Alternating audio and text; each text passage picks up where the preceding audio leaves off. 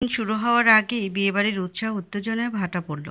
সকলের মুখ থেকে উচ্ছ্বাস দূর হয়ে জায়গা করে নিল একরাশ দুশ্চিন্তা। দুশ্চিন্তাটা অরাকে ঘিরে। সকাল থেকে বেচারির জ্বর। আজ আরশাদ অরার বিয়ে। কোথায় মেয়েটা উৎফুল্ল ভঙ্গিতে থাকবে তা না, বরং গলা পর্যন্ত চাদর টেনে শুয়ে আছে বাংলা ঘরের বিছানায়। চিন্তিত মুখগুলো সব বাংলা ঘরে জড়ো হয়েছে। সীমা অরার কপালে হাত বুলিয়ে দিচ্ছে, ওদিকে দিশা তার হাত ডলে দিচ্ছে। সেলিনা হক প্রচণ্ড দুশ্চিন্তা পড়ে গেলেন। বউ যদি জ্বরে কাত হয়ে পড়ে থাকে তাহলে বিয়েটা হবে কি করে? তবে কি শেষমেশ বিয়েটা স্থগিত করতে হবে? তা কি করে হয়? সকল অতিথিদের জানিয়ে দেওয়া হয়েছে। ইতোমধ্যেই ঢাকা থেকে রওনা দিতে শুরু করেছে ইন্ডাস্ট্রির নামি দামি তারকারা। খবর পেয়ে সঙ্গে সঙ্গে বাংলা ঘরে ছুটে এলো আরশাদ। যদিও তার এবং অরার দেখা করার নিষেধাজ্ঞা এখনও দাঁড়িয়ে আছে, সে নিষেধাজ্ঞার কোনো প্রকার তোয়াক্কা না করে আরশাদ গেল অরার কাছে। ঘর ভর্তি আরশাদের মামি চাচিরা, তার উপর আবার তার মাও আছেন। তবুও কোনো প্রকার সংকোচ না করে আরশাদ অরার পাশে বসে হাত রাখল তার কপালে। একান্ত নিজের জিনিসকে স্পর্শ করতে সংকোচ কিসের? আরশাদ নিচু গলায় বলল, অরা ঠিক আছো তুমি? অরা অস্পষ্ট গলায় বলল, মুখে হু বললেও আরশাদ বুঝতে পারছে অরা ঠিক নেই। জ্বরে তার গা রীতিমতো কাঁপছে, কপালটা উত্তপ্ত। সেলিনা হক চিন্তিত ভঙ্গিতে বলল, বিয়েটা আজকের মতো ক্যান্সেল করবি নাকি আরশাদ? আরশাদ কিছুক্ষণ ভেবে বলল, আমার মনে হয় না তার দরকার হবে মা, অরার ঘন ঘন জ্বরের টেন্ডেন্সি আছে। সেলিনা হক উদ্বিগ্ন কণ্ঠে বলল, তবুও বৌমাকে প্রেশার দিস না, ওর কষ্ট হলে বিয়েটা পিছিয়ে দিই। অরা বিছানায় পড়ে থেকে ক্লান্ত ভঙ্গিতে বলল, কোনো দরকার নেই মা, আজকেই বিয়ে হবে। তুমি শিওর বৌমা? হ্যাঁ মা, আরশাদ আশ্বাস দিয়ে বলল, তুমি চিন্তা করো না মা, বললাম না অরার ঘন ঘন জ্বর হয়, কয়েক ঘন্টা ভুগিয়ে আবার সেরে যায়। তোমরা এমন মুখ কুমড়া করে আছো কেন? যে যার কাজে যাও তো। এই দিশা, দৌড় দিয়ে ফ্রিজ থেকে আইস ব্যাগ নিয়ে আয়। দিশা ঝড়ের গতিতে আইস ব্যাগ নিয়ে এলো। এই মুহূর্তে কেউ নেই বাংলা ঘরে, কেবল আরশাদ আর অরা। বাড়িতে আজ কাজের অভাব নেই। সকলে হাত গুটিয়ে বসে থাকলে চলবে না। আরশাদ এক হাত দিয়ে অরার কপালে আইস ব্যাগ চেপে দিচ্ছে, আরেক হাতে শক্ত করে ধরে রেখেছে অরার হাত। আরশাদ নরম সুরে বলল, জ্বর আসলো কিভাবে? অর অস্পষ্ট গলায় বলল, আমি কি করে জানবো? আরশাদ সন্দেহ মিশ্রিত কণ্ঠে বলল, বৃষ্টি তো কাল হয়নি, ঠান্ডা কিছু খেয়েছিলে? ঠান্ডা কিছু খেলে কারোর জ্বর হয় নাকি? আরশাদ বাঁকা হেসে হেসে বলল, জানতাম। কাল রাতে যখন সবাইকে আইসক্রিম খেতে দেখলাম তখনই বুঝেছিলাম। ওরা হঠাৎ বাচ্চাদের মতো কেঁদে উঠে বলল, আমার সাথেই কেন এমন হয়? আরশাদ ব্যস্ত ভঙ্গিতে অরার চোখে জল মুছে দিয়ে বলল, কাঁদছো কেন? এভাবে কেউ কাঁদে বোকা মেয়ে? ডক্টরকে ফোন করেছি, এখনই সব ঠিক হয়ে যাবে। আধা ঘন্টার মধ্যে ডাক্তার সাহেব চলে এলেন। সেদিন ওই হোটেলে ওরা অজ্ঞান হয়ে যাওয়ার পর আরশাদ তাকে নিজের ঘরে নিয়ে গিয়ে এই ডাক্তারকেই খবর দিয়েছিল। জ্বর খুব বেশি না হলেও অগ্রাহ্য করার মতো নয়, 100 পয়েন্ট জ্বর। ডাক্তার সাহেব কতগুলো ওষুধ লিখে দিয়ে গেলেন, সেই সঙ্গে বলে গেলেন জ্বর দ্রুত কমাতে মাথায় পানি দিতে। আরশাদ আর কাউকে বিরক্ত করতে গেল না। বউটা যখন তার, তখন মাথায় পানিও সেই দেবে। অরার হাজার বারণ সত্ত্বেও আরশাদ বাথরুম থেকে পানি ভর্তি বালতি নিয়ে এলো।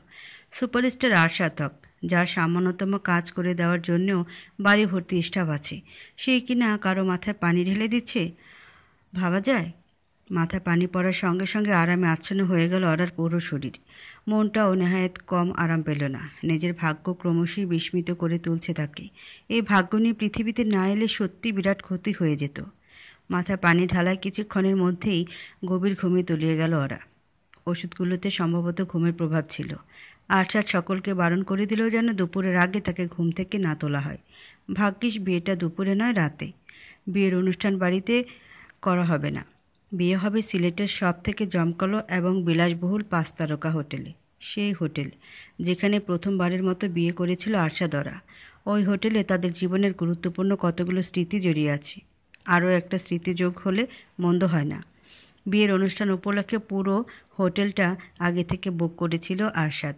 আজ হোটেলে বাইরের কোনো অতিথি নেই, কেবলই বিয়েবাড়ির অতিথি। বেলা 1টার দিকে আরশাদের কাজিনরা দল বেঁধে চলে গেল হোটেলে। নিচতলার গ্র্যান্ড হলে তাদের বিয়েটা হবে, সেই উপলক্ষে গ্র্যান্ডভাবেই সাজসজ্জা চলছে। ওরা সবাই সেই সাজসজ্জা তদারকি করবে। ওদিকে আরশাদের মামা আর চাচারাও চলে গেলেন খানিকক্ষণের মধ্যে। ঢাকা থেকে আগত অতিথিরা সিলেটে ল্যান্ড করে ফেলেছে, তাদের স্বাগতম জানাতেই যাওয়া।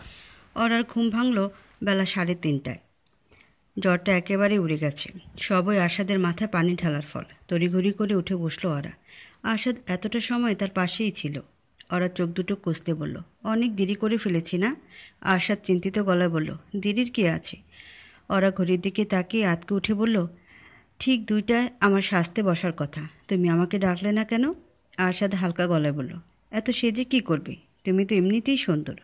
প্রশংসা বিগলিত হয়ে উঠে গেল ওরা। গোসল সেরে কোনো মতে খাওয়া দাওয়া করে তাকে ছুটতে হবে হোটেলের উদ্দেশ্যে। ওই হোটেলেই মেকআপ আর্টিস্টরা অপেক্ষা করছে তার জন্যে। দুপুরের খাবার শেষ। সেলিনা হক ওরাকে বললেন, বৌমা, দেরি যখন করেই ফেলেছ তখন আরেকটু দেরি করো, সুন্দর একটা শাড়ি পরে যাও। অতিথিরা হোটেলে আসতে শুরু করেছে, সাজতে বসার আগে অনেকের সঙ্গে দেখা হবে। শাশুড়ির পরামর্শ মোটেও অগ্রাহ্য করল না ওরা। চট করে সবুজ রঙের একটা শাড়ি পরে নিল। ওরাকে হোটেলে নিয়ে যাবে আশাদ। যদিও এত আগে থেকে তাকে রেডি হতে হবে না, তবুও যাচ্ছে। তার ইন্ডাস্ট্রির অনেক বন্ধুরা এসেছে, সকলের সঙ্গে আড্ডার সময়টা পার হয়ে যাবে। ওরা চেয়েছিল কথাকেও সঙ্গে নিয়ে যেতে, তবে সেটা আর সম্ভব হলো না। কাল সারা রাত কথা দিশা আর মেহেরির সঙ্গে হইচই করে ক্লান্ত। ঘুমিয়েছে ভোর 5টায়। সে এখনও ঘুম ভাঙেনি। ওরার ইচ্ছা ছিল আজ নিজের হাতে সে সাজিয়ে দেবে কথাকে। সেলিনা হক আশ্বাস দিলেন ওরা সেই ইচ্ছা অপূর্ণ রাখবেন না। ঠিক সময় মতো কথাকে নিয়ে হোটেলে হাজির হবেন তিনি। দুই ধারে সবুজ চা বাগান, আর মাঝপথে ছুটে চলেছে আশাদের বিখ্যাত গাঢ় সবুজ রঙের ছাদ খোলা গাড়ি। ঢাকায় এই গাড়ির ছাদ খুলে রাখার উপায় নেই, বরং কালো জানালা টেনে রাখতে হয়। আশাদকে রাস্তায় দেখলে অফুরন্ত ভিড় জমে যাবে। এই দিকটাকে তেমন একটা লোকালয় নেই বলে রক্ষা। ওরা একটু পরপর আরও চোখে তাকাচ্ছে আশাদের দিকে। তার পরনে ডার্ক ব্লু শার্ট আর ডেনিম জিন্স, আর চোখে কালো সানগ্লাস। ছেলেটা নেহায়েত রাজপুত্রের মতো লাগছে। না, রাজপুত্ররাও এত সুন্দর হয় না। আশাদ আচমকা শীতল গলায় বলল, নিজের হাজব্যান্ডের দিকে কেউ আরও চোখে তাকায়? তাকাতে চাইলে সরাসরিই তাকাতে পারো, কোনো বাধা নেই। ওরা ত্বরিত গতিতে দৃষ্টি সরিয়ে নিল। ছেলেটা বুঝে ফেলল কী করে? হোটেলের সামনে গাড়ি থামতেই তাদের ওয়েলকাম করার জন্য এগিয়ে এলেন হোটেলের ম্যানেজার ও কিছু স্টাফ। তার হাতে মস্ত এক ফুলের তোড়া। ফুলটা তারা আশাদের দিকে বাড়িয়ে দিলে আশাদ ইশারায় দিতে বলল ওরাকে। হোটেলের বাইরে রয়েছে এদের নিজস্ব চা বাগান। এই চা বাগান ঘুরে দেখতে হয় হোটেলের নিজস্ব গাড়িতে। এই চা বাগানের কাছে দাঁড়িয়ে ছবি তুলছিল আরিয়ান, সাদেক, রিহান এবং নাসিম। সকলেই সিনেমা জগতের চেনা মুখ। এদের সকলের কেরিয়ারই শুরু হয়েছিল আশাদের সমসাময়িক সময়ে। আরিয়ান এতদিন পর নিজের প্রিয় বন্ধুকে পেয়ে ছুটে এলো।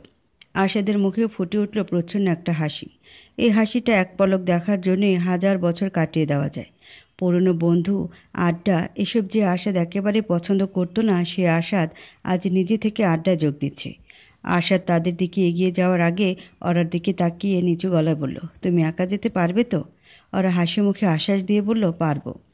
হোটেলের সামনে থেকে শুরু করে লবি পর্যন্ত সবখানে চলছে সাজসজ্জা। লবিতে পৌঁছাতেই ওরার দেখা হয়ে গেল অভিনেত্রী শেহনাজের সঙ্গে। এই অভিনেত্রীকে সে সানরাইজ স্টার অ্যাওয়ার্ডে পারফর্ম করতে দেখেছিল।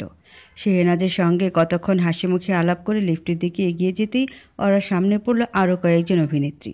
সকলের সঙ্গে হাসি মুখে কথা বলতে হলো, ছবি তুলতে হলো। সেলিব্রিটিদের সামনে কেমন জড়সড়ো হয়ে যায় ওরা। অদ্ভুত কাণ্ড। আশাদের ম্যানেজার থাকার সময়ে তো কখনো এমনটা অনুভব হয়নি। হয়তো তখন সেলিব্রিটিরা তাকে দেখতো আশাদের ম্যানেজার হিসেবে, আর এখন দেখে তার স্ত্রী হিসেবে। এই জন্যে ওরা সাজগোজের জন্য বরাদ্দ করা রুমটা গিয়ে সে জানতে পারল মেকআপ আর্টিস্টরা লাঞ্চে গেছে। যারা আছে তারা হেয়ার স্টাইলিস্ট। মেকআপ আর্টিস্টের ফিরতে ফিরতে 20 মিনিটের মতো লাগবে। বসে বসে অপেক্ষা করতে ইচ্ছা করছে না। ওরা তাই ঘুরে বেড়াবার উদ্দেশ্যে বেরিয়ে গেল। নিচতলায় ব্যাপক ডেকোরেশন হচ্ছে, সেসব না হয় দেখা যাবে। লিফটে উঠে হঠাৎ ওরার মস্তিষ্কে ভেসে উঠল একটা চিত্র। এই হোটেলের 7টার ওই হলওয়েল চিত্র, যে হলওয়েতেই নির্ধারণ হয়ে গিয়েছিল আশাদ আর ওরা বাকিটা জীবন একসঙ্গে থাকবে। নিচতলায় না গিয়ে ওরা কি যেন মনে করে 7 লেখা বোতামটা চাপল। একবার নিজ চোখে গিয়ে জায়গাটা দেখতে ইচ্ছা করছে, জায়গাটাকে অনুভব করতে ইচ্ছা করছে। 7 তলা অতিথিদের জন্য কোনো রুম বুক করা হয়নি। এই তলায় আজ আশাদের পরিবারের লোকজন থাকবে। তারা কেউ এই মুহূর্তে কাজে ব্যস্ত, আর কেউ এখনও বাড়িতে। তাই এই তলাটা ফাঁকাই পড়ে আছে। 7 তলায় পৌঁছে রীতিমতো চমকে গেল ওরা। হলওয়ের অপর প্রান্তে দেয়ালে পিঠ ঠেকিয়ে দাঁড়িয়ে আছে আশাদ, হাত দুটো ভাঁজ করে বুকের কাছে বাঁধা। অন্যমনস্ক থাকায় টের পায়নি ওরার উপস্থিতি। টের পেল যখন ওরা গিয়ে দাঁড়ালো তার সামনে। ওরা অবাক গলায় বলল, তুমি এখানে? আশাদ সম্বিত ফিরে পেয়ে চোখ তুলে তাকালো অরার দিকে। সঙ্গে সঙ্গে তার ঠোঁটে ফুটে উঠল মোহনীয় একটা হাসি। এই মেয়েটা আশেপাশে থাকতে তার মনটা যেন এমনিতেই হেসে ওঠে। ওরা আশ্চর্য গলায় বলল, এখানে কি মনে করে? আশাদ অরার হাত ধরে হ্যাচকা টান দিয়ে তাকে নিজের বুকে ফেলে বলল, তুমি যা মনে করে এসেছো। আশাদের এমন আকস্মিক কাণ্ডে লজ্জা লাল হয়ে গেল ওরা। তবুও তাকে জড়িয়ে ধরতে বিন্দু মাত্র ভুল করল না। ওর আশাদের দিকে তাকিয়ে কৌতূহল নিয়ে বলল, অত গম্ভীরভাবে কি ভাবছিলে? আশা শান্ত ভঙ্গিতে বলল, ওই দিনটার কথা ভাবছিলাম যেদিন তুমি ঠিক ওখানে অজ্ঞান হয়ে পড়ে গেলে আর আমি তোমাকে কোলে করে আমার ঘরে নিয়ে গেলাম। কয়েক মুহূর্ত নীরবতায় কেটে গেল। ওরা হঠাৎ কী যেন মনে করে শুকনো গলায় বলল, আচ্ছা আশাদ, এই সত্যিটা কি কেউ কোনোদিন জানবে না? কোন সত্যি? ওরা ইতস্তত করে বলল, সবাই জানে ওই ভিডিওটা ভাইরাল হওয়ার আগে আমাদের বিয়ে হয়েছিল। তুমি যখন আমাকে তোমার ঘরে নিয়ে গেলে তখন আমরা ম্যারিড ছিলাম, কিন্তু সেটা তো আর সত্যি না। তখনও তো আমাদের বিয়ে হয়নি। আরশাদ সূক্ষ্ম হাসি হেসে বলল, তুমি চাও এটা সবাই জানুক? না মানে সবাইকে সব সত্যিই তো জানিয়ে দিলে, তাহলে এটা গোপন রাখলে কেন? আরশাদ ছোট্ট দীর্ঘশ্বাস গোপন করে বলল, কিছু সত্যি গোপনে থাকাই ভালো। ওরা ওই দিন তোমাকে আমার ঘরে নিয়ে গিয়েছিলাম কারণ তুমি অসুস্থ ছিলে। মানুষ তো আর সেটা বুঝলো না। তারা মনে করেছিল আমার কোনো খারাপ উদ্দেশ্য ছিল। আসলে তো আমার কোনো খারাপ উদ্দেশ্য ছিল না। But you can't change people's mind. তারা যা ভাবার তাই ভাববে। তাদের ওই নোংরা চিন্তাগুলোকে দমিয়ে দেওয়ার জন্যই তো বিয়েটা করলাম আমরা। এখন যদি আসল সত্যিটা জানিয়ে দিই সবাইকে, তখন তারা আর আমাদের এই বিয়েটাকে পবিত্র বলে মনে করবে না। স্বামী স্ত্রী হিসেবে আমাদের সম্মান করবে না। আর আমি নিশ্চয়ই চাই না কেউ তোমাকে অসম্মান করুক। সবার কাছে যেটা সত্যি সেটাকে প্রকৃত সত্যি হিসেবে মেনে নাও। মনে মনে নিজেকে হাজারো দোষারোপ করতে ব্যস্ত হয়ে গেল ওরা। কী দরকার ছিল আরশাদকে এই প্রশ্নটা করার? আজকের এই সুন্দর দিনের হাওয়াটাকে অহেতুক ভারী করে তোলার। পরিস্থিতি হালকা করার জন্য ওরা বলল, সবাই তো জানে তুমি আমাকে প্রপোজ করেছিলে। আসলে তো করনি। করেছিলাম তো, সেদিন ছাদে, মনে নেই? প্রবল হাওয়া বয়ে গেল ওরার গা বেয়ে। ওই রাতটার কথা মনে করলেও ওরা আর নিজের মধ্যে থাকে না, কোথায় যেন হারিয়ে যায়। বহু কষ্টে নিজেকে সামলে নিয়ে ওরা বলল, আরে ধুর, এই বিয়ের আগে না, প্রথমবার বিয়ের আগে। আরশাদ দুষ্টুমি মাখা সুরে বলল, সব কিছুই দুইবার দুইবার লাগবে তাই না? দুইবার প্রপোজ, দুইবার বিয়ে, দুইবার বাসর। ওর আরশাদকে ছেড়ে লজ্জারাঙ্গা গলায় বলল, উফ, তোমার মতো অসভ্যের সাথে কথা বলতে আসাটাই আমার ভুল হয়েছে। মেকআপ আর্টিস্টরা তাদের কাজে বেশ পারদর্শী। নির্ধারিত সময়ের 2 ঘন্টা পর মেকআপ শুরু করলেও শেষ করতে খুব একটা সময় লাগলো না। মেকআপ শেষে ওরা তার টকটকে লাল লেহেঙ্গা পরে এলো। তার বিয়ের লেহেঙ্গা। এই লেহেঙ্গা আরশাদ নিজে পছন্দ করে কিনেছে। হেয়ার স্টাইলিস্টরা অদ্ভুত সুন্দরভাবে ওরার চুলগুলো বেঁধে দিল। চুলের ফাঁকে ফাঁকে সাদা আর গোলাপি ফুল। ওরার লেহেঙ্গার ওড়নাটা নেটের। নেট ভেদ করে এই ফুলগুলো দেখতে অপরূপ সুন্দর লাগবে। ওরার বিয়ের গয়নাগাটিও আরশাদের পছন্দের। বিয়ের শপিং নিয়ে তাকে কোনো দুশ্চিন্তাই করতে হয়নি। ভারী গয়না ওরার কখনোই পছন্দ করে না।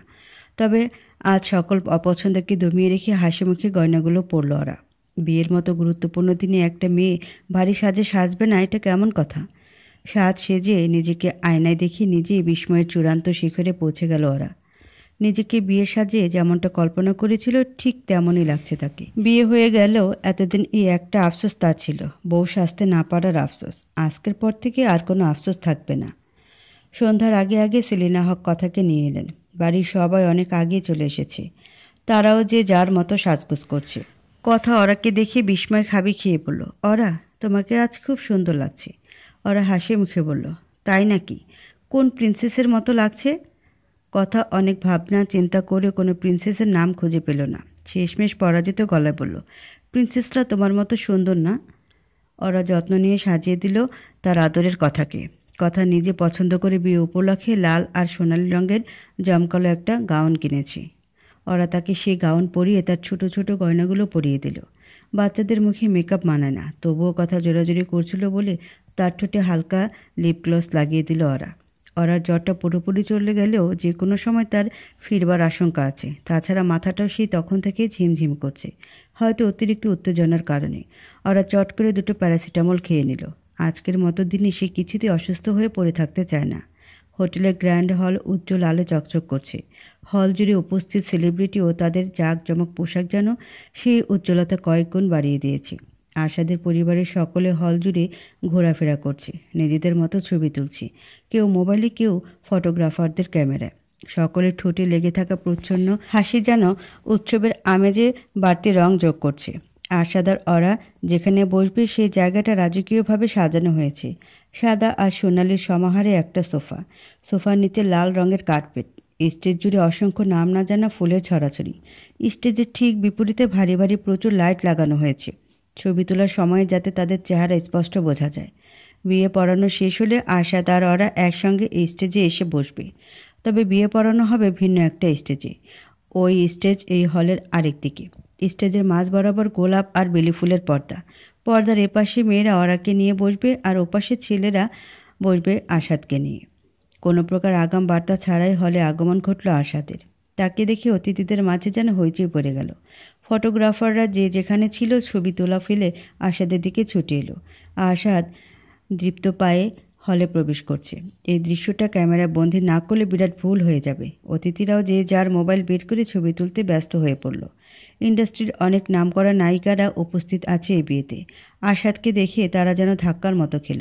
এই ছেলেটার বিয়ে হয়ে যাচ্ছে ভাবতেও কষ্ট হচ্ছে তাদের। সোনালি শেরওয়ানিতে তাকে আজ লাগছে হ্যান্ডসামের চূড়ান্ত। লালের ওপর সোনালি কাজ করা একটা ওড়না গলার সঙ্গে পেঁচিয়ে রাখায় সেই হ্যান্ডসামনেস যেন আগুনের মতো ছড়িয়ে পড়ছে চারদিকে। আরশাদের উপস্থিতি এই হলের জাঁকজমকতা যেন হাজার গুণ বাড়িয়ে দিল। বিয়ে পড়ানোর স্টেজে ফুলের পর্দার এপাশে নিজের আসনে গিয়ে বসল আরশাদ। তাকে ঘিরে সমস্ত অতিথিরা। আরশাদ হাসছে, সবার সঙ্গে কথা বলছে, ঠিক যেন সেই আগেকার আরশাদ। ছেলেদের জীবনের দীর্ঘ সময় কাটে মেয়েদের জন্য অপেক্ষা করতে করতে। আরশাদও তার ব্যতিক্রম নয়। অরার অপেক্ষায় কাটানো মুহূর্তগুলো কিছুতেই শেষ হচ্ছে না। তার সাজগোজে শেষ মুহূর্তের টাচ আপ চলছে। মিনিট 10 পর আবারও হইচই পড়ে গেল। ছোট ছোট বাচ্চারা বউ এসেছে বলে ছুটে গেল হলের মূল দরজার দিকে। কথার হাত ধরে প্রবেশ করলো ওরা।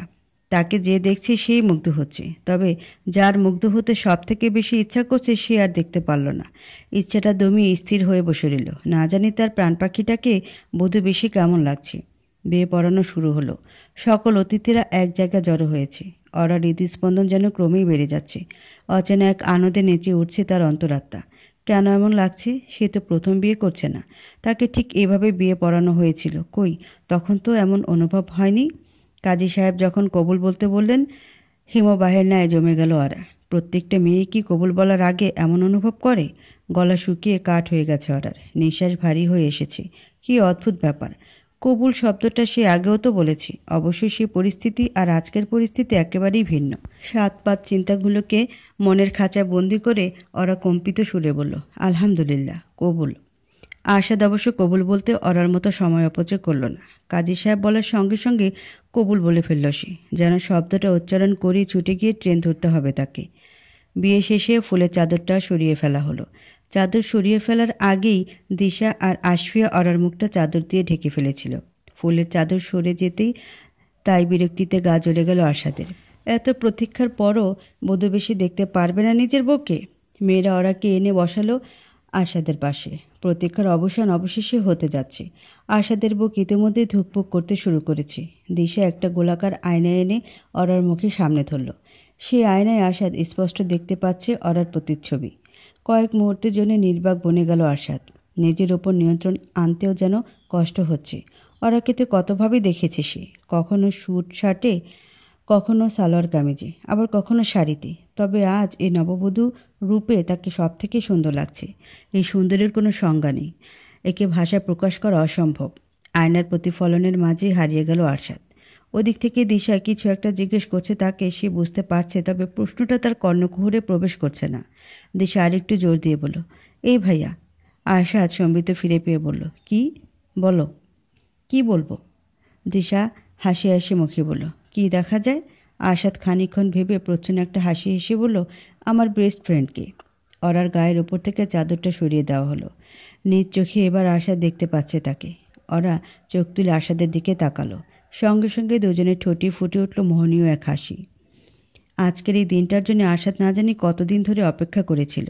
তার একান্ত ব্যক্তিগত অরাকে আবারও নিজের করে নেওয়ার অপেক্ষায়। প্রথমবার বিয়েটা তারা করেছিল লুকিয়ে লুকিয়ে, সকলের আড়ালে। আর আজ পুরো পৃথিবীর সামনে ওরাকে নিজের করে নিল আরশাদ। মূল স্টেজে গিয়ে পাশাপাশি বসলো আরশাদ ওরা। দুজনকে একসঙ্গে দারুণ মানিয়েছে। আগত অতিথিদের মাঝে প্রশংসার বন্যা বয়ে গেল। আশাদ শক্ত করে ওরার একটা হাত ধরে রেখেছে। হাজার লজ্জা সত্ত্বেও সেই হাতটা ছাড়িয়ে নিল না ওরা। ওই হাতটা ধরে থাকার চেয়ে প্রশান্তি পৃথিবীর কোনো কিছুতেই নেই। আশাদ হঠাৎ নিচু গলায় বলল, আমাদের বাসর কোথায় হবে বলো তো? ওরা অবাক গলায় বলল, তোমার মাথায় সারাদিন এই এক চিন্তাই ঘোরে? হ্যাঁ, এখন গেস করো কোথায় বাসর হবে। কোথায়? আশাদ খানিকটা রহস্যমাখা গলায় বলল, তুমি অজ্ঞান হওয়ার পর তোমাকে যে রুমটা নিয়ে গিয়েছিলাম সেখানে। ওরা হকচকিয়ে গিয়ে বলল, তুমি কি পাগল? আশাদ হালকা গলায় বলল, এর উত্তর তো তোমার জানা। ওই ঘরটাই কেন? প্রথমবার বিয়ের পর ওই ঘরে আমাদের বাসর হলেও হতে পারত, কিন্তু হয়নি। আজ হবে। লজ্জায় অন্যদিকে মুখ ফিরিয়ে নিল ওরা। এই ছেলেটাকে নিয়ে আর পারা যায় না। বাসর ঘরে আশাদের অপেক্ষার সময় পার করছে ওরা। কতগুলো মানুষের সামনে তাকে বাসর ঘরে নিয়ে আসা হলো। লজ্জায় ওরার মাথা কাটা যাচ্ছে। ঘটকরে বাসর ঘর সাজানোর কী দরকার ছিল? এবারই তাদের প্রথম বিয়ে। সব কুবুদ্ধি আরশাদের। এই ঘরটায় প্রবেশ করার পর থেকে কেমন স্মৃতিকাতর হয়ে পড়ছে ওরা। 7-8 মাস আগে আচমকা এক সকালে ঠিক এই ঘরে ঘুম ভাঙে তার। বিভ্রান্তি আর ভয় যেন ঝেঁকে ধরেছিল তাকে। কিছুতেই ওরা বুঝতে পারছিল না কি করে তার স্যারের ঘরে এসে পৌঁছালো সে। সেদিনের অনুভূতির সাথে আজকের অনুভূতির কোনো মিল নেই। আজ ওরার মনটা সেই শুরু থেকে একুলি বিকুলি করছে আশাদকে দেখার জন্যে। দরজা খোলার আওয়াজ কানে আসতেই 7-5 ভাবনা থেকে বেরিয়ে এলো ওরা। এতক্ষণ যাকে দেখার জন্য মনটা ছটফট করছিল, অবশেষে তারই আগমন ঘটল। অথচ চোখ তুলে তাকানোর সাহসটুকু করে উঠতে পারছে না ওরা। ছোট ছোট পা ফেলে আশাদ এসে বসলো ওরার সামনে। তার দিকে নিজের মোহগ্রস্ত দৃষ্টিগুলো নিক্ষেপ করে রইল কিছুক্ষণ। হঠাৎ ওরার একটা হাত নিজের হাতের মুঠো নিয়ে ঠোঁটের আলতো স্পর্শ ছোঁয়ালো তার হাত। তড়িৎ গতিতে তরঙ্গ খেলে ওরার সমস্ত শরীরে। আশাদের প্রতিটা স্পর্শই তার সাজানো গোছানো অন্তরাত্মাকে এলোমেলো করে দেয়। ওরা কী যেন মনে করে অগ্রসর হলো আশাদের পায়ের দিকে। আশাদ ব্যস্ত ভঙ্গিমায় বলল, কী করছো? ওরা ইতস্তত করে বলল, সালাম করব তোমাকে। সালাম করতে হবে না। ওরা দৃঢ় ভঙ্গিতে বলল, করতে হবে, এটাই নিয়ম। আশাদ কয়েক মুহূর্ত চুপ করে থেকে সূক্ষ্ম এক হাসি হেসে বলল, তাহলে করো। আশাদকে সালাম করে ওরা বলল, জানো, আমি জীবনে প্রথম কাউকে সালাম করলাম। সত্যি? ছোটোবেলায় কখনো কাউকে সালাম করতে চাইতাম না। কেউ তেমন জোরাজুরিও করেনি। আর বড় হয়ে সালাম করার মতো কাউকে পাইনি। সিলেটে আসার পর অবশ্য মাকে পেয়েছিলাম, কিন্তু সে তো সালাম করতেই দিল না। মাঝপথে আটকে দিয়ে জড়িয়ে ধরল। ওরা যখন কথাগুলো বলছিল, আশাদ নেশাগ্রস্তের মতো তাকিয়েছিল। ওই মুখটা, ওই কথা বলার ভঙ্গি, ওই হাসি তার কাছে নেশাদ্রব্য। আশাদ মোহগ্রস্তের মতো বলল, আর একটু কথা বলো, আমি শুনতে থাকি। আশাদের এমন কথায় ওরা হুট করে লজ্জা পেয়ে দৃষ্টি সরিয়ে নিল। তার গাল দুটো নিমিষেই রক্তিম বর্ণ ধারণ করেছে। আশাদ বাঁকা হাসি হেসে বলল, তোমার অনর্গল কথা বলে যাওয়া যেমন সুন্দর, লজ্জায় চুপ হয়ে যাওয়া ঠিক ততটাই সুন্দর। লজ্জা জড়সড় হয়ে ওরা বেডসাইড টেবিল থেকে একটা গ্লাস এনে আশাদের দিকে বাড়িয়ে দিল। গ্লাস ভর্তি দুধ আর বাদামের একটা শরবত। ওরা কম্পিত সুরে বলল, এটা খাও। এটাও নিয়মের মধ্যে পড়ে? আশাদ ওরার হাত থেকে গ্লাসটা নিয়ে বলল, কিন্তু আমি তো ল্যাকটোজ ইনটলারেন্ট। তুমি ভুলে গেছো? ওরা হঠাৎ চমকে উঠে বলল, ও হ্যাঁ, তাই তো। এখন কি হবে? আশাদ সহজভাবে বলল, কি আর হবে, এটা তুমি খাবে। আমি? কিন্তু। আশাদ ওরার মুখের কাছে গ্লাসটা ধরে বলল, খাও তো ওরা, একজন খেলে নিয়ম রক্ষা হয়। ওরা বাধ্য মেয়ের মতো দুধ আর বাদামের শরবতটা খেয়ে নিল, যদিও সবটা শেষ করতে পারল না। আশাদ গ্লাসটা আবারও বেডসাইড টেবিলে রাখতে রাখতে বলল, চাঁদ দেখবে? আশাদের চাঁদ দেখার প্রস্তাব ফিরিয়ে দেওয়ার সাধ্য ওরা নেই। সে ফিরিয়ে দিতেও চায় না। প্রকৃতি আর আশাদের মাঝে সময় কাটানোর মতো আনন্দের আর কিছুই নেই। আশা তাকে হাত ধরে নিয়ে গেল এই রুমের ব্যালকনিতে। বিশাল এই ব্যালকনিটাও ঘরের মতো ফুল দিয়ে সাজানো। আকাশটা এখান থেকে স্পষ্ট দেখা যায়। পূর্ণিমার চাঁদ আলো ছড়াচ্ছে চারিদিকে। আশাদ আর ওরা ব্যালকনিতে রাখা সোফাটার উপর পাশাপাশি বসলো। ওরা কিছু বুঝে ওঠার আগে আশাদ তার মাথাটা নিজের বুকের উপর রাখলো। ওরাও সরে গেল না, চোখ দুটো বন্ধ করলো। শুনতে লাগলো আশাদের শান্ত হৃদয়ের ধুকপুক। প্রশান্তিময় নীরবতার মাঝে কেটে গেল অনেকটা সময়। আশাদ হঠাৎ নীরবতা ভঙ্গ করে বলল, একটা সিক্রেট শুনবে? ওরা আশাদের বুকের মাঝেই মুখ লুকিয়ে উৎফুল্ল সুরে বলল, অবশ্যই শুনবো। আশাদ ওরার মাথায় হাত বুলিয়ে দিয়ে বলল, প্রথমবার যেদিন আমাদের বিয়ে হলো সেদিন মনে মনে খুব গিল্টি ফিল করছিলাম। মনে হচ্ছিল নিজের ইমেজ রক্ষা করতে গিয়ে একটা মেয়ের জীবন পুরোপুরি এলোমেলো করে দিলাম। ওরা লজ্জা শরমের মাথা খেয়ে বলল, এলোমেলো তো করেছই, এমনভাবে এলোমেলো করেছো যে তোমাকে ছাড়া আর কিছুই ভাবতে পারি না। আশাদ প্রশংসার ভঙ্গিতে বলল, বাবা, তুমি এত রোমান্টিক হলে কবে থেকে? যেদিন থেকে তোমার হয়েছি। ওরা আরশাদের বুক থেকে মাথা তুলে তার দিকে তাকিয়ে বলল, একটা প্রশ্ন করি? আরশা থমথমে গলায় বলল, না। চুপ করে চাঁদ দেখো। কিছু কিছু অভ্যাস কখনোই যায় না। ওরা খুব ভালো করেই জানে কোনো প্রশ্ন করার আগে অনুমতি নেওয়া আরশাদ পছন্দ করে না। তাকে অনুমতি নিতে হবে কেন? সে কি আর এখনও আরশাদের ম্যানেজার আছে? সে তো এখন আরশাদের একান্ত ব্যক্তিগত। ওরা খিলখিল করে হেসে উঠে বলল, আচ্ছা সরি, আর কখনো পারমিশন চাইবো না। এবার বলি। ওরার এই হাসিটা দুর্বল হয়ে আরশাদ বলল, বলো। তুমি আমাকে ভালোবাসলে কি করে? সেটা তো বলতে পারবো না। মানুষ কি আর জেনে বুঝে ভালোবাসে? তারপরেও একটা সময়ে আমাকে দেখতে ম্যানেজারের মতো। সেখান থেকে ভালোবাসা পৌঁছানো তো সহজ কথা নয়। আরশাদ কিছুটা সময় চিন্তা করে বলল, maybe because I was comfortable around you. ওরা ভ্রুযুগল উপরে তুলে বলল, ওয়াজ আই অ্যাম। তুমি খুব ভালো করেই জানো এই ইন্ডাস্ট্রিতে কাজ করতে গেলে সবসময় একটা মুখোশ পরে থাকতে হয়। প্রতিটা কথা বলার সময় সতর্ক থাকতে হয়, কারণ আমার কথাগুলো ক্যামেরায় রেকর্ড হচ্ছে।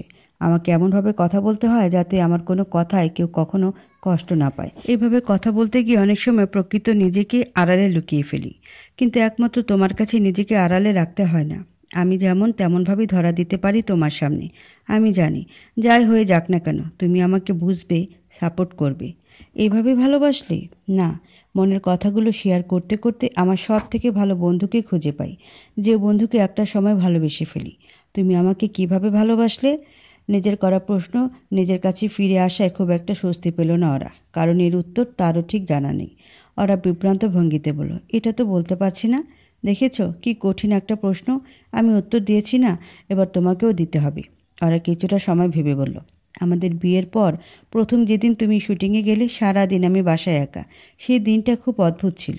আমার মনটা শুধু ছটফট করছিল, বারবার গলা শুকিয়ে কাঠ হয়ে যাচ্ছিল। মনে হচ্ছিল নিঃশ্বাস নিতে কষ্ট হচ্ছে। কিন্তু দিন শেষে তুমি যখন বাসায় ফিরে এলে তখন সব ঠিকঠাক, যেন প্রাণ ফিরে পেলাম। সেদিনই মনে হলো এই মানুষটা তো কেবলই আমার বস না, বা কেবলই আমার ভালো বন্ধু না, এ মানুষটা আমার ভালোবাসার। আরশাদ হতবাক গলায় বলল, কি সাংঘাতিক! এত আগে উইক হয়ে পড়েছিলে তুমি? আগে বললেই পারতে। আগে বললে কি করতে? আরশাদ দুষ্টুমি মাখা গলায় বলল, থাক, সেটা না হয় নাই বললাম। ওরা এমন কথায় লজ্জা আচ্ছন্ন হয়ে নিল। ওরা? হুম। আরশাদ মলিন কণ্ঠে বলল, যেভাবে আমার ক্যারিয়ারটা গুছিয়ে রাখতে, ঠিক সেইভাবেই আমার জীবনটাকে গুছিয়ে রাখবে তো? ওরা হাসি মুখে বলল, তাছাড়া আর কোনো উপায় আছে? আমার আজ নিজেকে পৃথিবীর সব থেকে লাকি মানুষ বলে মনে হচ্ছে। তোমাকে নিজের বউ ডাকার সুযোগ পাচ্ছি। লাকি তো আমার নিজেকে মনে করার কথা। সুপারস্টার সাহেবকে দিন রাত যখন খুশি চোখের সামনে পাবো। আরে ধুর, কিসের সুপারস্টার? আচ্ছা বলো তো, কেমন লাগলো বিয়ের পুরো আয়োজনটা? ওরা মুগ্ধ গলায় বলল, অসম্ভব সুন্দর। জানো, আমি কখনো বিয়ে করতে চাইতাম না ঠিকই, কিন্তু আমারও মাঝে মাঝে ইচ্ছা হতো এরকম জমকালো একটা আয়োজনের মধ্যে আমার বিয়ে হোক। গায়ে হলুদ হবে, হাতে মেহেদি পরবো, বউ সাজবো। প্রথমবার বিয়ের পর এর জন্য মনটা একটু খারাপ ছিল। এখন মন ভালো হয়েছে অনেক। Thank you. অরার হঠাৎ কী যেন হলো, ঝড়ের গতিতে একটা চুমু খেয়ে ফেলো আরশাদের গালে। অরার এমন আকস্মিক কাণ্ডে হতবাক না হয়ে পারল না আরশাদ। বিয়ের পর থেকে প্রতিবারই আরশাদ অরার কাছে গেছে। ওরা কখনো আগ বাড়িয়ে তার কাছে এসে এমন গভীরভাবে স্পর্শ করেনি। আজ আচমকা কী হলো মেয়েটার? আরশাদ হতবিহ্বল কণ্ঠে বলল, এই অরা, তোমার হঠাৎ কী হলো বলো তো? আজ বাসর ঘরে তোমার তো লজ্জায় মেয়ে যাওয়ার কথা, আর সেখানে তুমি একটু পরপর রোমান্টিক হয়ে যাচ্ছ। ওরা লজ্জারাঙ্গা কণ্ঠে বলল, রোমান্টিক কোথায় হলাম? এটা তো আমার অধিকার। আশা দুষ্টুমির হাসি এসে অন্যরকম গলায় বলল, তাহলে তো এখন আমার অধিকারগুলো নিজের করে নেওয়ার সময় এসেছে। তীক্ষ্ণ চোখে ফাইলটা পর্যবেক্ষণ করে যাচ্ছে ওরা, যদিও সে বেশ বুঝতে পারছে এই ফাইলে কোনো কাজের কথা নেই। তার সামনে যে লোকটা বসে আছে তার নাম খায়রুল। খায়রুলের চোখে মুখে একরাশ আশা চকচক করছে। তার আশা এই ফাইলে সন্তুষ্টি প্রকাশ করবে ওরা। খায়রুল ইন্ডাস্ট্রির জনপ্রিয় পরিচালক রিজন আহমেদের প্রধান সহকারী পরিচালক। যদিও সহকারী পরিচালকদের সঙ্গে ওরা মিটিং করে না, তার মিটিং হয় সরাসরি পরিচালকদের সঙ্গে। পরিচালক সাহেব পা ভেঙে বাড়িতে বসে আছেন বলে খায়রুলকে পাঠিয়েছেন। ওরা ফাইলটা বন্ধ করে সরু গলায় বলল, এটা কি লিখেছেন খায়রুল ভাই? হসপিটালের সেট বানাতে 25 লাখ টাকা লাগবে? খায়রুল ইতস্তত করে বলেন, আসলে কি ম্যাডাম, অনেক বড় করে সেটটা তৈরি হবে। এন্ট্রি এক্সিটের সেটও তৈরি করব। তাছাড়া 5-6টা আলাদা কেবিন লাগবে। সেই সঙ্গে ডাক্তারের চেম্বারের ব্যাপারও রয়েছে। বিরক্তিতে গা জ্বলে যাচ্ছে অর্ডার। তাকে যখন কেউ অহেতুক বুঝ দেওয়ার চেষ্টা করে তখন ঠিক এমনটাই অনুভব হয়। কে ফিল্মসের ব্যানারে নির্মিত হতে যাচ্ছে আগুন নামের একটি সিনেমা। এই সিনেমার গুরুত্বপূর্ণ কতগুলো দৃশ্য রয়েছে হাসপাতালের। আসলে হাসপাতালে শুটিং করা সম্ভব নয়। ওরা নিজেও চায় না রোগীদের অসুবিধা সৃষ্টি করে শুটিং করতে, সেই জন্যই সেট বানাতে নির্দেশ দিয়েছিল। তবে সেই সেটে যে এত ঝাঁজ এটা কে জানতো? ওরা স্পষ্ট গলায় বলল, হসপিটালের সেট এর আগেও আমি তৈরি করেছি, এন্ট্রি এক্সিট সহই তৈরি করেছি পরস্পর সিনেমার জন্যে। ওই সেটে আমার মোট খরচ হয়েছিল 12 লাখ টাকা। আর সেখানে এসেছেন আপনি 25 লাখের বাজেট নিয়ে? খায়রুল কোনো উত্তর খুঁজে না পেয়ে কাঁপা কাঁপা গলায় বলল, স্যার বলেছেন এই সিনেমার সব সেট যেন গ্র্যান্ড হয়, কোনো কমতি যেন না থাকে, তাই রিজন ভাই এই বাজেট দিয়েছেন। বাঁকা হাসি ফুটে উঠল অরার ঠোঁটে। এই অফিসে কেউ যখন তার সঙ্গে যুক্তিতে পেরে ওঠে না তখন কোথা থেকে যেন স্যারকে টেনে আনে। কোম্পানিতে অরার ওপরে ওই একটা মানুষেরই স্থান, তাই ভাবে ওরা তার নামটা শুনে দমে যাবে, বিনা বাক্য ব্যয়ে সই করে দেবে 25 লাখ টাকার বাজেটে। কিন্তু আফরোজা ওরা হক কোনো দিন দমে যাওয়ার পাত্রী ছিল না, আজও নেই। ওরা ভদ্রভাবে বলল, স্যার কি বলেছে আমি জানি। এবার আমি কি বলছি শুনুন। আপনাদের ম্যাক্সিমাম 15 লাখ টাকার বাজেট দেওয়া যেতে পারে। এর মধ্যে ভালো মানের একটা সেট তৈরি করে দেখাতে হবে। খায়রুল মাথা চুলকে বলেন, রিজওয়ান ভাই রাজি হবে না ম্যাডাম। ওরা ডেস্ক থেকে নিজের মোবাইলটা হাতে নিয়ে উঠে দাঁড়াতে দাঁড়াতে বলল, আপনার ডিরেক্টরকে রাজি করানোর দায়িত্ব আপনার। আমার একটাই কথা, 15 লাখের বেশি বাজেটে আমি সাইন করব না। ওরা দ্রুত পায়ে হেঁটে তার কেবিন থেকে বেরিয়ে এলো। কোনো সিনেমার সেট বানানোর ক্ষেত্রে প্রচুর দুর্নীতি হয়। এদের কথা মতো 25 লাখ টাকা দিয়ে দিলে 5 লাখ টাকা যেত ডিরেক্টরের পকেটে, বাকি টাকার একাংশ যেত সেট ডিজাইনের পকেটে। একটা বিশেষ দায়িত্ব পেয়েছে ওরা, দুর্নীতিকে প্রশ্রয় দিয়ে সেই দায়িত্বের প্রতি কোনো অপমান সে করতে পারে না। 2 বছর হলো কে ফিল্মস আনুষ্ঠানিকভাবে যাত্রা শুরু করে। যাত্রা শুরুর পর থেকে এক মুহূর্তের জন্য আর পেছনে ফিরে তাকাতে হয়নি। মাত্র 2 বছরের মধ্যে এই প্রোডাকশন কোম্পানি ইন্ডাস্ট্রির সবথেকে সফল ও অর্থবহুল প্রোডাকশন কোম্পানিতে পরিণত হয়। প্রতি বছর কে ফিল্মসই দেশে অধিক সংখ্যক সিনেমা প্রযোজনা করে আসছে।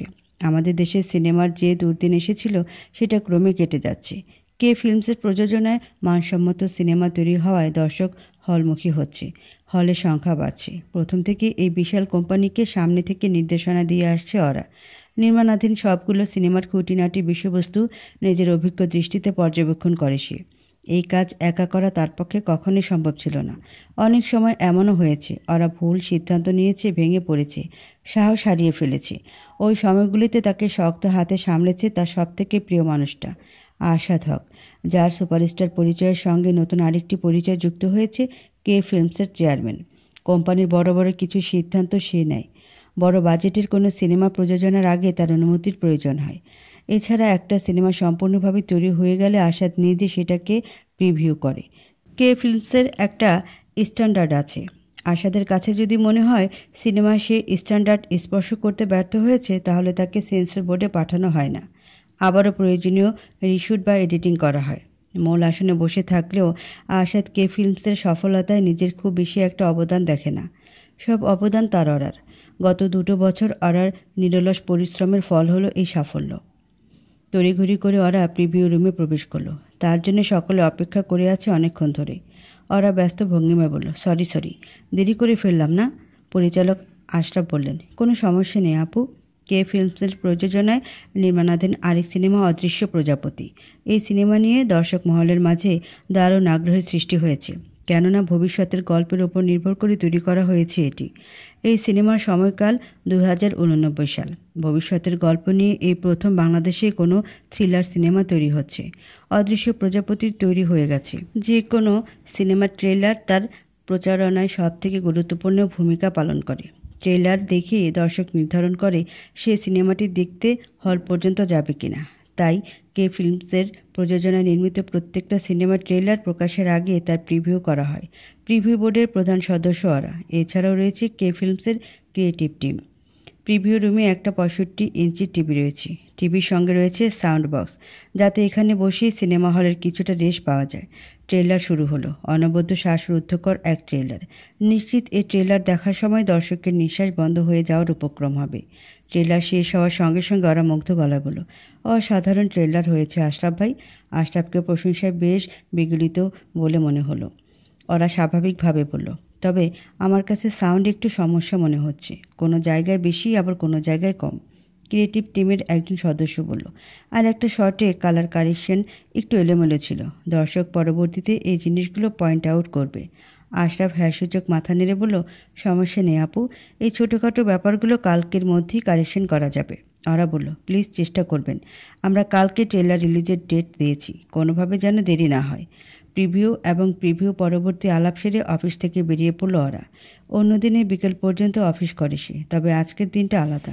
আজ তার ব্যস্ততা শেষ নেই, তাই দুপুরের আগ দিয়েই বেরিয়ে যাচ্ছে।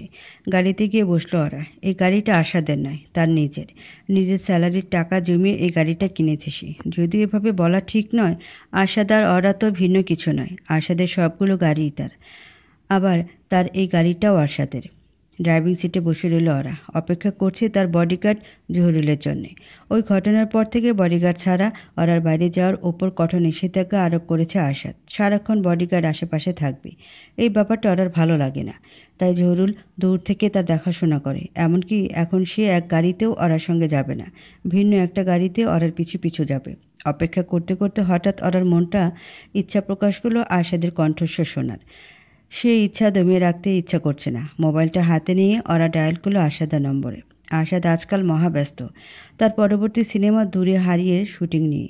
এই সিনেমাটা কে ফিল্মসের যাবৎকালের সবচেয়ে বড় বাজেটের সিনেমা।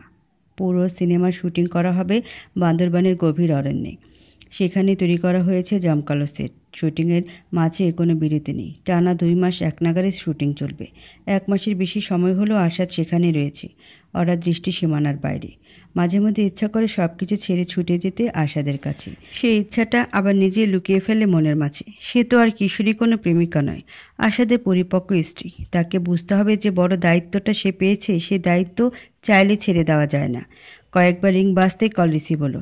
ওরা হাসি হাসি গলায় বলল, কী অবস্থা আশাদ? আশাদ অপর প্রান্ত থেকে বলল, এই তো একটু পর শর্টে যাব। ওরা আগ্রহ নিয়ে বলল, শুটিং কেমন চলছে? আশাদ ব্যস্ত গলায় বলল, ভালো চলছে।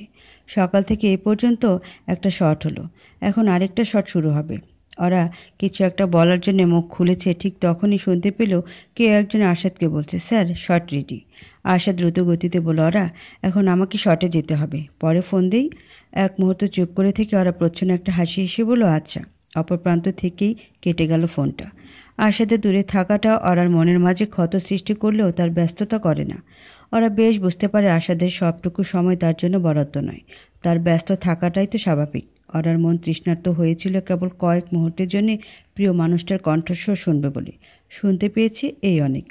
সব মেয়ে তো নসীন নয়, যে আশাদের খ্যাতিকে সন্তানের মতো আপন করে নিয়েছিল, কিন্তু ব্যস্ত তাকে নয়।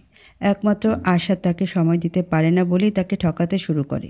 সত্যিকারের ভালোবাসা থাকলে ভালোবাসার মানুষটার আশেপাশে না থেকেও তাকে মনের মাঝে অনুভব করা যায়। হয়তো নওশিনের ভালোবাসা কোনোদিনই ছিল না। সকল অপরাধ প্রমাণিত হওয়ায় আদালত নওশিনকে 5 বছরের কারাদণ্ড দিয়েছে। সুপ্রিম কোর্টে আপিল করতে চেয়েও কোনো লাভ হয়নি। আশাদের ভক্তদের একাংশ এই বিচারে এতটাই খুশি হয়েছে যে 1 সপ্তাহ পর্যন্ত আনন্দ মিছিল করেছে। তবে আরেক অংশ হতাশ। তাদের মতে এমন ভয়ঙ্কর নারীর জন্য এই শাস্তি খুবই সামান্য। মাবিহীন জীবনে পুরোপুরি অভ্যস্ত হয়ে গেছে কথা। বহুদিন পর পর মায়ের কথা মনে পড়লেও তার অভাব অনুভূতি হয়নি কখনো। ওরা সেই অভাব অনুভব করতে দেয়নি তাকে। সকাল থেকে বিকাল পর্যন্ত তাকে অফিস করতে হয় বলে যে সংসারের প্রতি তার কোনো মন নেই, এমনটা নয়। সকালে কথার টিফিন বানিয়ে দেওয়া, তার চুল বেঁধে দেওয়া, তাকে স্কুলে দিয়ে আসা, স্কুল থেকে নিয়ে আসা, হোমওয়ার্ক করানো, কথার খুঁটিনাটি সকল বিষয় ওরার কাছে গুরুত্ববহুল। ওরার গাড়ি গিয়ে থামলো কথার স্কুলের সামনে। নতুন স্কুলের সঙ্গে মানিয়ে নিতে বিন্দুমাত্র সমস্যা হয়নি। মেয়েটা এবছর ক্লাস 1-এ উঠেছে। পড়াশোনা ছাড়াও স্কুলের বিতর্ক ক্লাবে নাম লিখিয়েছে সে। এইটুকু বয়সে যেভাবে প্রতিপক্ষকে চুপ করিয়ে দেয়, এই থেকে বোঝা যায় ভবিষ্যতে সে কতটা ভালো বক্তা হবে। স্কুলের মাঠে বন্ধুদের সঙ্গে লুকোচুরি খেলছিল কথা। ওরাকে দেখিয়ে লুকিয়ে থাকা সত্ত্বেও বেরিয়ে এসে ছুটে এলো তার দিকে। হাসি মুখে মেয়েকে জড়িয়ে ধরল ওরা। আর অনুতপ্ত সুরে বলল, সরি সোনা, বেশি দেরি করে ফেলেছি? কথা উৎফুল্ল ভঙ্গিতে বলল, না তো, অল্প দেরি করেছ। ওরা প্রচ্ছন্ন এক হাসি এসে বলল, চল তোর ক্লাসে যাই, মিস আমাদের জন্য অপেক্ষা করছে না। আজ কথার প্রথম সাময়িক পরীক্ষার রেজাল্ট দিয়েছি, তার স্কুলের নিয়ম, প্রত্যেক সাময়িক পরীক্ষার রেজাল্ট বাবা অথবা মা নিজে ক্লাস টিচারের কাছ থেকে সংগ্রহ করবে। ক্লাস টিচার অরাকে দেখে মিষ্টি হাসি হেসে বলল, কেমন আছেন আপু? ওরাও হাসি মুখে বলল, ভালো আছি। আপনি ভালো আছেন মিস? ক্লাস টিচার কথার রিপোর্ট কার্ড ওরা দিকে বাড়িয়ে দিয়ে বললেন, জি। দেখুন আপনার মেয়ে কি করেছে। কথাটা এমনভাবে বললেন যেন কথা খুবই বাজে রেজাল্ট করেছে। ওরা অনিশ্চিত ভঙ্গিতে রিপোর্ট কার্ডটা হাতে নিল। কার্ডটা খুলতে নম্বরগুলো দেখিয়ে চমকে উঠল সে। সবগুলো বিষয়ে সর্বোচ্চ নম্বর পেয়েছে কথা। সব থেকে বেশি নম্বর পেয়েছে অঙ্কে 98। ওরা ঠোঁট জুড়ে ফুটে উঠল অনিন্দ সুন্দর এক হাসি। এক মুহূর্তে অপচয় না করে কথাকে জড়িয়ে ধরে বলল, I am so proud of you. Class teacher মুগ্ধ গলায় বলল, ক্লাসের কোনো স্টুডেন্ট অঙ্কে 90-এর ঘরে পৌঁছাতে পারেনি, অথচ আমাদের কথা 98 পেয়েছি। ও নিশ্চয়ই প্রাইভেট টিউটরের কাছে পড়ে। ওরা তাকে অবাক করে দিয়ে বলল, না তো, মাঝে মাঝে আটকে গেলে আমি হেল্প করি, তবে বেশিরভাগ সময় কথা একাই পড়াশোনা করে। ক্লাস টিচার হতবাক গলায় বললেন, এতটুকু একটা বাচ্চা একা একা পড়াশোনা করে? ওরা গর্বিত গলায় বলল, আমার কথা সব পারে। আগে কথা প্রাইভেট টিউটরের কাছে পড়াশোনা করত। সে ওরার কাছে আসার পর ওরা এই অভ্যাস ছাড়িয়ে দিয়েছে। এতটুকু বয়স থেকেই প্রাইভেট টিউটরের কাছে পড়লে একটা বদভ্যাস গঠন হয়ে যায়। পরবর্তী জীবনে পড়াশোনার ক্ষেত্রে আত্মনির্ভর হওয়া যায় না। গাড়ি চলছে ঢাকার ব্যস্ত রাস্তায়। ওরা ড্রাইভ করছে, তার পাশে কথা। কথা কৌতূহলী গলায় বলল, এই অ্যানিভার্সারি জিনিসটা কি?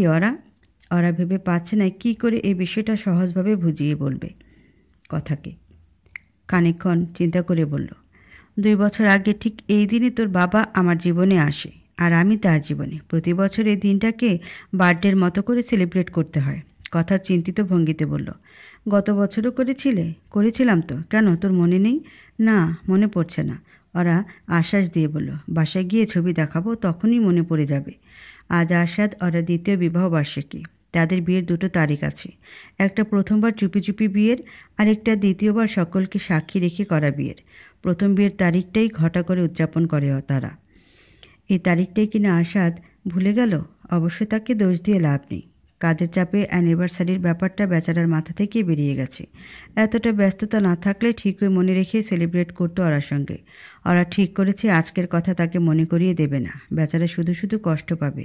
গুরুত্বপূর্ণ এই তারিখটা ভুলে যাওয়ার অপরাধ বোধে ভুগবে। কী দরকার? আশাদ নেই বলে ওরা যে আজকের দিনটা গোমরামুখী কাটাবে এমনটা না।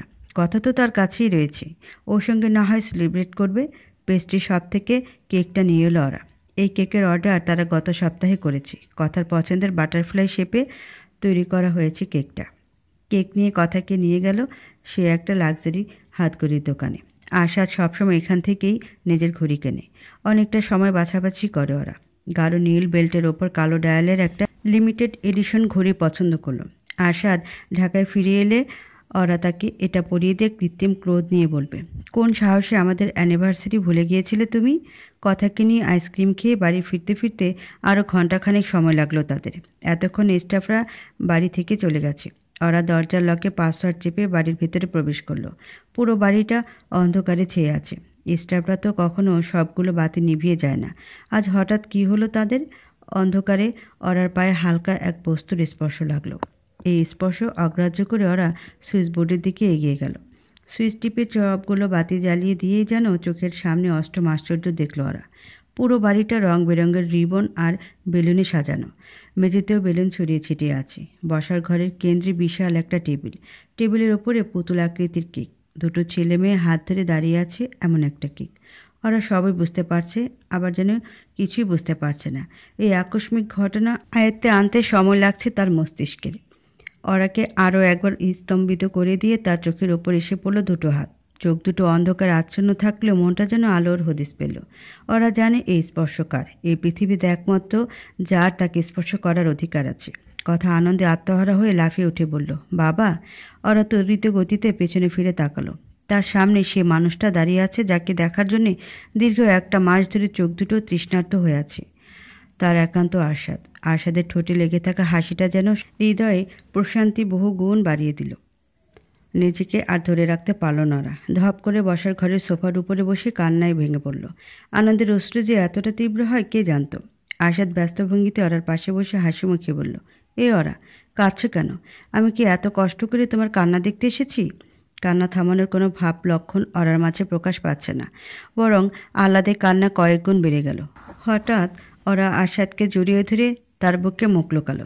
আরশাদের নীল পাঞ্জাবিটা তার অশ্রুতে ভিজে একাকার। আরশাদ আজ সকালে অফিসের সিসিটিভি ফুটেজ চেক করে দেখছিল অরা নীল রঙের শাড়ি পরেছে, তাই সেও একই রং বাছাই করেছে। আরশাদ অরার পিঠে হাত বুলিয়ে দিয়ে ভয় দেখিয়ে বলল, এত কাঁদলে আমি কিন্তু আবার চলে যাব। কথা অরার আরেক পাশে বসতে বসতে বলল, জানো বাবা, ওরা ভেবেছিল তুমি অ্যানিভার্সারির কথা ভুলে গেছো। আরশাদ দৃঢ় গলায় বলল, আর তোর ওরা ভুলে গিয়েছিল আমার মেমোরি কতটা শার্প, এত সহজে ভুলে যাব? অশ্রুত চোখের কাজল লেপটে গেছে অরার, চোখের চারপাশে ছড়িয়েও গেছে কিছুটা। চোখের জল মোছার কোনো প্রকার চেষ্টা না করে ওরা আরশাদের বুক থেকে মুখ তুলে বলল, তুমি অনেক খারাপ। আরশাদ ভ্রু উপরে তুলে বলল, তাই নাকি? তা কবে থেকে খারাপ? ওরা আবার আরশাদের বুকে মাথা রেখে বলল, তুমি আসবে এ কথা একবার বললে কি হতো? আরশাদ ওরার চুলে হাত বুলিয়ে দুষ্টুমির হাসি এসে বলল, বললে সারপ্রাইজ দিতাম কি করে?